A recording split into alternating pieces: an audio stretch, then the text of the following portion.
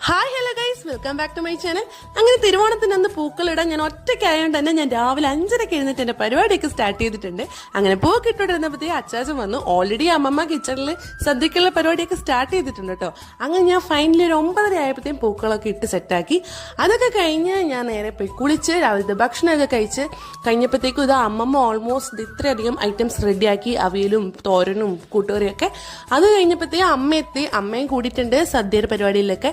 അതൊക്കെ കഴിഞ്ഞ് ആന്റിയൊക്കെ എത്തിയപ്പോൾ അച്ചാച്ചന് കോടിയായിട്ട് കൊണ്ട് കൊടുത്തത് ടീഷർട്ട് ആയിരുന്നു. അപ്പൊ അച്ഛൻ ആദ്യമായിട്ടാണ് ടീഷർട്ട് ഉപയോഗിക്കുന്നത്. അപ്പൊ അതിന്റെ സന്തോഷം കാണാനുണ്ട്. പിന്നെ അച്ചാച്ചന്റെ ടീഷർട്ടിനുള്ള കമന്റടിയും കാര്യങ്ങളൊക്കെ ആയിരുന്നു.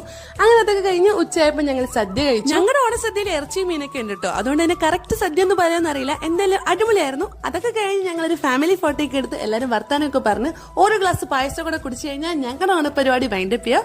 അപ്പൊ അത്രയുള്ളൂ ഗൈസ്. എല്ലാവരും like, share, subscribe and comment below. എങ്ങനെ ഉണ്ടായിരുന്നു എല്ലാവർക്കും ഓണെന്ന്. ബൈ.